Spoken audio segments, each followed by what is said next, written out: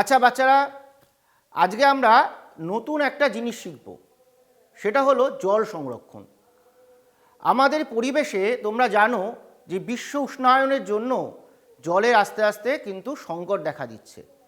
তোমরা বইতে পড়েছো জলই হলো কি আমাদের, ঠিক বলেছো, জলই হলো আমাদের জীবন। জল যখন আমাদের জীবন, তখন এই জীবনকে ধরে রাখার জন্য আমাদের প্রাণীদের, গাছেদের সবার জলের খুব প্রয়োজন হবে এবং জলকে বাঁচিয়ে রাখার দরকার হবে। আমরা কিভাবে জলকে সংরক্ষণ করতে পারি? আচ্ছা, তোমাদের যাদের বাড়িতে ছাদ আছে, সেই ছাদের জলটাকে যদি আমরা পাইপ দিয়ে নামিয়ে মাটির তলায় একটা গর্ত করে সেই মাটির ভিতর ঢুকিয়ে দিতে পারি, তাহলে কিন্তু জলের স্তর বৃদ্ধি পাবে। আর কীভাবে জল সংরক্ষণ করতে পারি? তোমাদের মায়েরা যখন বাড়িতে সবজি কাটে, সেই জলটা বাইরে ড্রেনে ফেলে দেয়। অনেক সময় ঘর মোছেন, সেই ঘর মোছার জলটাও বাইরে ফেলে দেন। আমরা কিন্তু ওই জলটাকে গাছের গোড়ায় দিতে পারি, দিয়ে এইভাবে জলকে সংরক্ষণ করতে পারি। আর একটাভাবে পারি, সেটা হলো বৃষ্টির জলকে ধরে রেখে। আমরা যখন বৃষ্টি পড়ে যদি বাইরে কোনো বড় গামলা, বালতি এরকম পেতে রাখি বা কোনো পাত্র পেতে রাখি, বৃষ্টির জলটা এসে ওই পাত্রে জমা হবে।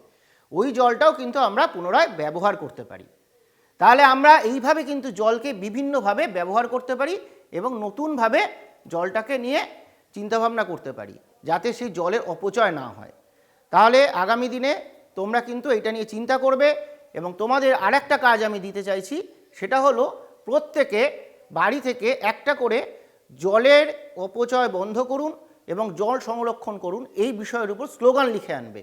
আর যদি সম্ভব হয় তোমরা পোস্টারও বানাতে পারো, সুন্দর ছবি আঁকবে, ছবি এঁকে সেই জল অপচয় সম্বন্ধে পোস্টার, বন্ধ করা সম্বন্ধে পোস্টার এবং জলের সংরক্ষণ সম্বন্ধে পোস্টার বানিয়ে আনতে পারো। আর বন্ধুদের, পাড়ার অন্যান্য মা কাকিমা অন্যান্য যারা আছে তাদের সবাইকে এই জল সংরক্ষণ করার বিষয় সচেতন করবে। সবাই ভালো থেকো।